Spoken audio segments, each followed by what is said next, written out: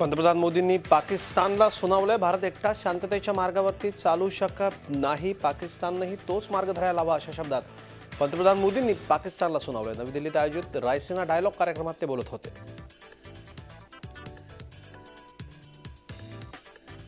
Vision for our neighbourhood puts a premium on peaceful and harmonious ties with entire South Asia.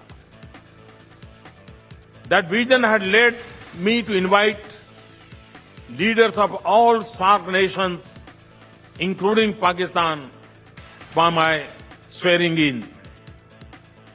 For this vision, I had also traveled to Lahore. But India alone cannot walk the path of peace. It also has to be Pakistan's journey to make. Pakistan must walk away from terror if it wants to work towards dialogue with India.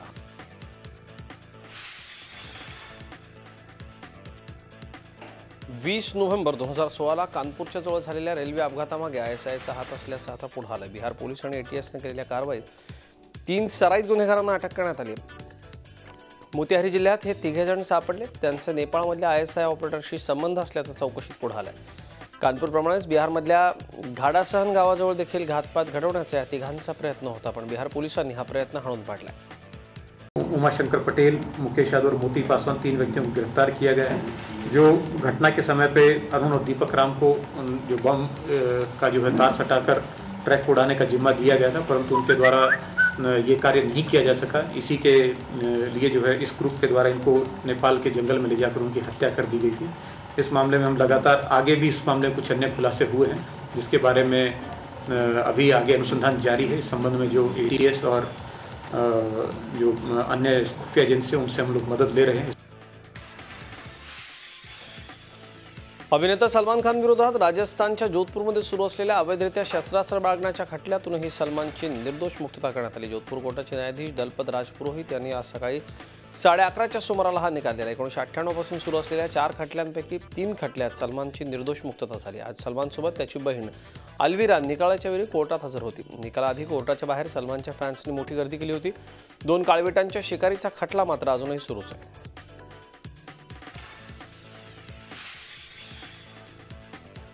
तमिळनाडूत प्रसिद्ध असणाऱ्या जलाईकट्टू या बैलांच्या खेळाच्या समर्थनार्थ लाखो नागरिक आज रस्त्यावरती उतरले। चेन्नईतल्या मारिना बीचवर नागरिकांनी तुफान गर्दी करत जलाईकट्टूला आपला पाठिंबा दर्शवला। पोंगलच्या वेळी खेळल्या जाणाऱ्या खेळावर 2014ला बंदी घालण्यात आली होती। त्यानंतर या बंदीविरोधात अनेक याचिका न्यायालयात दाखल करण्यात आल्या होत्या। यातल्या एका याचिकेवर सुनावणी करताना न्यायालयानं तात्काळ निर्णय देण्यास नकार दर्शवला। तरी देखील यावर्षी जलाईकट्टूचं थोड्या प्रमाणात आयोजन करण्यात आले, मात्र त्यावर तोडगा निघत नसल्यानं आता जनता रस्त्यावर उतरून एक प्रकारे मोठं आंदोलन करते।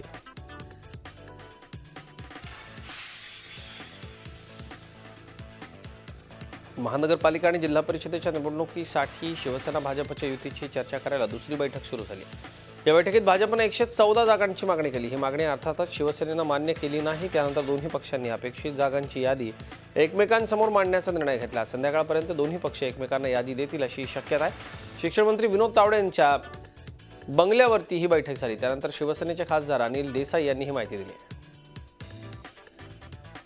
पारदर्शकतेबद्दल माननीय मुख्यमंत्रीजी कार्यपद्धतीने कार्यक्रम उद्धवजींशी बोलून ठरवतील, त्यामुळे आज त्याच्यावर इथे चर्चा झालेली नाही। ज्या जागा आम्ही जिंकू शकू किंवा जिंकणार अशा जागांचा प्रस्ताव एकमेकाला लिखित स्वरूपात देणार आणि त्यानंतर आपापल्या पक्षात त्याची चर्चा आणि बरोबरीने युतीची चर्चा आणि युतीमध्ये या जागांवरची चर्चा पुढच्या टप्प्यात आम्ही करणार आहोत। आम्ही इथून दहिसर ते मुलुंडपर्यंतचा आढावा घेतला आणि अत्यंत प्राथमिक याच्यावरच्या जागांच्या बाबतीमध्ये फक्त गोष्टी पाहिल्या आणि बोलणी ज्या पद्धतीनं झाली आजच्या घडीला तरी व्यवस्थित झाली। 21 तारखेपर्यंत या सगळ्या गोष्टी निर्णायक स्वरूपात आपल्याला पुढे मांडायचे आहेत, नेतृत्वासमोर न्यायचे आहेत आणि मग नेतृत्व त्याच्यानंतर शिवसेना पक्षप्रमुख त्याबद्दलचा जो निर्णय असेल ते जाहीर करेल। महापालिका निवडणुकीच्या पार्श्वभूमीवर पुण्यात राजकीय धुळा उडायला सुरुवात झाली। निवडणुका किती महत्त्वाच्या असल्या तरी राजकीय पक्षांमधलं वातावरण सलोख्याचं राहायला हवं या भावनेतून पुण्यातल्या सगळ्या पक्षांचे गटनेते वाडेश्वर कट्ट्यावर एकत्र आले होते। त्यांनी एकमेकांना चिमटे काढण्याची संधी यावेळी सोडली नाही। युती आणि आघाडीचं काय सुरू आहे याचाही प्रत्यय यावेळी आला। विद्यापीठाच्या कारभारावरून पुण्यात पुन्हा एकदा भाजपच्या कुलकर्णी विरुद्ध शिवसेनेचे देशपांडे असा वाद पेटला। 2 दिवसांपूर्वी भाजपचे आमदार मेधा कुलकर्णी यांनी सावित्रीबाई फुले विद्यापीठाच्या कारभारावर टीका केली होती। विद्यापीठानं खोट्या माहितीच्या आधारावर नॅक मानांकन मिळवल्याचा त्यांचा आरोप आहे। त्यावर कुलगुरूंनी योग्य ते स्पष्टीकरण दिलं। मात्र आता ते राहिलं बाजूला आणि शिवसेनेच्या श्याम देशपांडे यांनी मेधा कुलकर्णींनाच लक्ष केलं। कुलकर्णींनी विद्यापीठाची बदनामी केल्याचा आरोप करत देशपांडेंनी थेट त्यांच्या विरोधात आंदोलनाचा पवित्रा घेतलाय।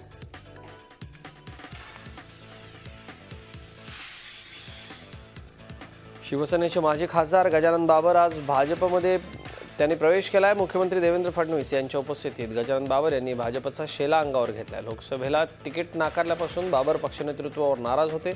लोकसभेच्या वेळी त्यांनी पक्ष सोडला होता। पक्ष सोडताना त्यांनी उद्धव ठाकरेंनी तिकिटाकरता पैसे मागितल्याचा आरोप केला होता। त्यामुळे गेल्या 2.5 वर्षात ते शिवसेनेपासून आणखीनच दूर गेले होते।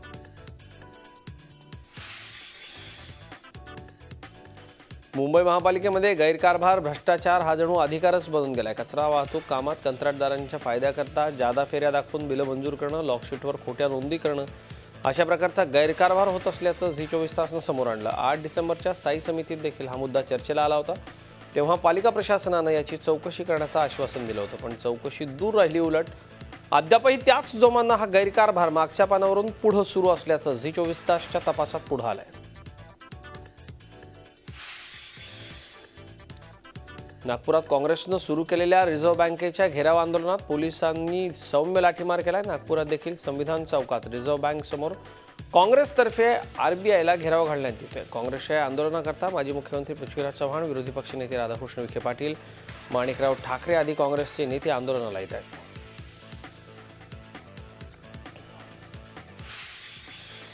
इकडे मुंबई महाराष्ट्र काँग्रेस आणि मुंबई काँग्रेसतर्फे अन्यायकारक नोटबंदी विरोधात रिझर्व्ह बँकेवर आज मोर्चा घेराव घालण्यात आला। आंदोलनात मुंबई काँग्रेसचे अध्यक्ष संजय निरुपम, महाराष्ट्र काँग्रेसचे अध्यक्ष अशोक चव्हाण, माजी मुख्यमंत्री नारायण राणे तसंच काँग्रेसचे सर्व नेते, पदाधिकारी आणि कार्यकर्ते रिझर्व्ह बँकेच्या मार्गावरील मोर्चात सहभागी झाले।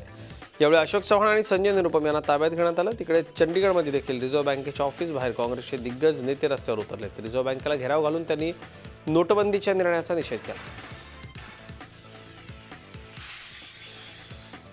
निवडणूक आयोगावरही यंदा सैराटचा फेवर आहे। आयोगानं राज्यात येऊ घातलेल्या निवडणुकीत मतदारांनी जास्तीत जास्त संख्येनं मतदान करावे यासाठी चक्क आरशी आणि परशाचा आधार घेतलाय। निवडणूक आयोगाच्या वेबसाईटवर आरची परशाचे फोटो झळकलेत। विशेष म्हणजे आरची अर्थात रिंकू राजगुरू ही अजून संज्ञान नाहीये। त्यामुळे आता मुळात जिला मतदानाचा अधिकारच नाही अशी रिंकू मतदानाची सदिच्छा दूत कशी होणार असा प्रश्न विचारला जातोय।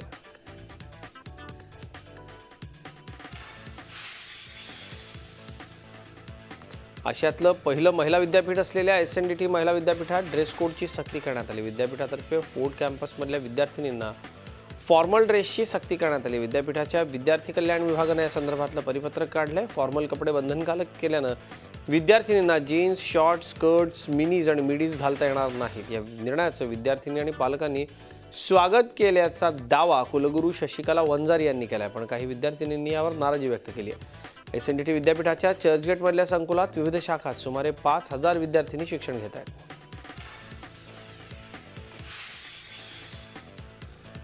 सरकारच्या विभागांमध्ये या वर्षाच्या आर्थिक वर्षाच्या अखेरीपर्यंत वस्तूंच्या खरेदीच्या प्रस्तावावरती बंदी घालण्यात आली। त्यानुसार 17 जानेवारीनंतर 50,000 रुपयांच्या वर कुठल्याही वस्तूच्या खरेदीला बंदी घालण्यात आली। राज्याच्या अर्थ विभागाने हे आदेश दिलेत। प्रत्येक विभागाला दरमहा दिलेला खर्च वर्षाच्या शेवटी एकाच महिन्यात केला जातो। हा अनियमितपणा रोखण्याकरता हा निर्णय घेण्यात आला। शिवाय 50,000 रुपयांच्या खालच्या वस्तू खरेदी करण्याला बंधन नाही असं या निर्णयात म्हटलंय। गृह विभागाला मात्र हा GR लागू राहणार नाही। आजपासून हा निर्णय लागू होणार असल्यानं सर्वच विभागांचं धाबदण आणलंय। पुढचे 3 महिने खरेदी कशी करायची हा प्रश्न त्यांना पडलाय। केंद्र सरकारच्या योजनांसाठी हा निर्णय लागू नसेल। खरेदी बंद करण्याच्या अचानक घेतलेल्या निर्णयानं राज्याच्या आर्थिक परिस्थितीबद्दल देखील प्रश्नचिन्ह निर्माण झाले।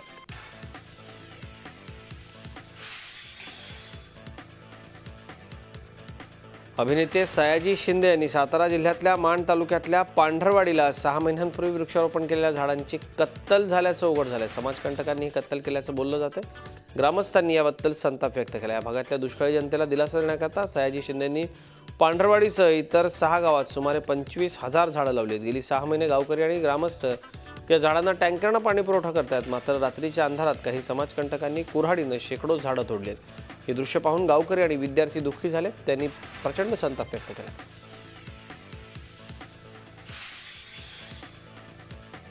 लातूरमधल्या हिरेमठ पेट्रोल पंपावरती दरोडा टाकणाऱ्या 3ही दरोडेखोरांना जेरबंद करण्यात आले. मुख्य आरोपी प्रभुलिंग लाखादिवे, सचिन कावळे आणि प्रदीप ओगलेंना पोलिसांनी पकडलंय.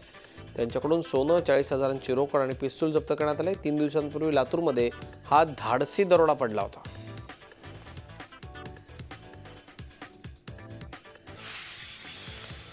नायजेरिया हवाई दलाच्या लढाऊ विमानानं चुकीनं निर्वासितांच्या छावणीवर केलेल्या बॉम्ब हल्ल्यात जवळपास 50हून अधिक जणांचा बळी गेला. बोको हराम या दहशतवादी संघटनेचा बिमोड करण्याकरता सुरू असलेल्या कारवाई दरम्यान ही दुर्घटना घडली. लष्करी कमांडर मेजर जनरल लकी इरावॉर यांनी या घटनेला दुजोरा दिला. बोको हरामच्या दहशतवाद्यांची जमवाजमव होत होती असा संदेश मिळाल्यानंतर इरावॉर यांनी त्यांचा खात्मा करण्याची मोहीम आखली. मात्र ही चूक कशी घडली याची आता चौकशी होणार आहे. इरावॉर हे दहशतवाद विरोधी कारवायांचे थिएटर कमांडर आहेत.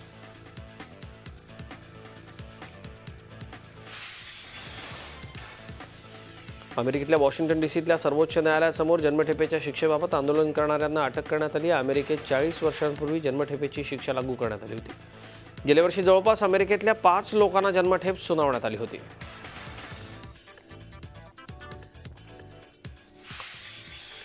अमेरिकेचे राष्ट्रपती बराक ओबामांनी व्हाईट हाऊसचे प्रवक्ते जोश अर्नेस्ट यांच्या कामाचं कौतुक केलं. तसंच त्यांच्या कुटुंबांच्या बलिदानाबाबतीत देखील आभार मानले. आपल्या कार्यकाळात शेवटच्या टप्प्यात ओबामा यांनी जोश यांचे आभार मानले.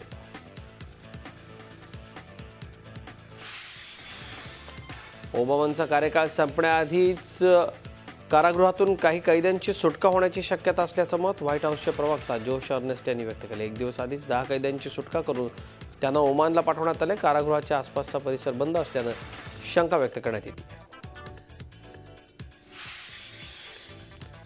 न्यूयॉर्कमध्ये ट्रम्प यांच्या घराचा लिलाव करण्यात येणार आहे. 5 बेडरूम असलेले हे घर 1941 मध्ये डोनाल्ड यांच्या वडिलांनी बनवलं होतं. रिअल इस्टेट इन्व्हेस्टर मायकल डेव्हिसने या घराला गेल्या वर्षी डिसेंबरमध्ये 1.39 मिलियनला खरेदी केलं होतं.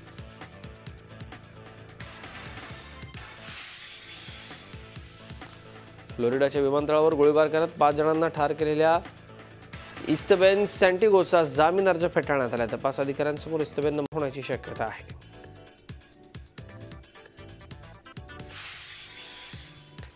अमेरिकेमधल्या वेगवेगळ्या सर्वेक्षणानुसार 1940 सालानंतर राष्ट्रपतीपदाकरता सर्वात कमी पसंती मिळवणारी व्यक्ती म्हणून डोनाल्ड ट्रम्प यांचं नाव पुढे येत आहे. CNN, ORC आणि ABC न्यूज, वॉशिंग्टन पोस्टच्या सर्वेक्षणानुसार 53 ते 54% ट्रम्प यांच्या विरोधात मतं आहेत.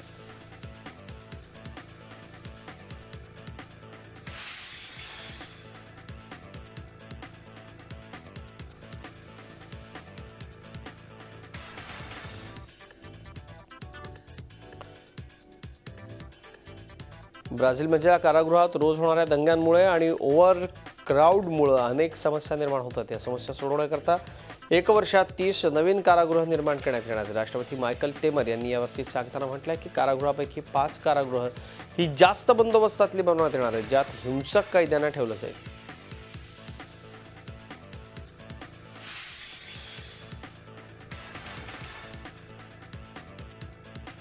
अंटार्क्टिकामध्ये एका बर्फाला तडा गेलाय.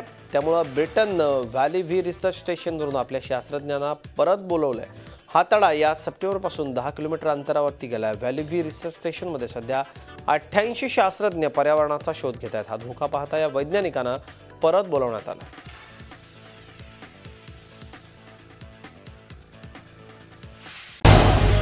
झी 24 तास रहा एक पाऊल पुढे.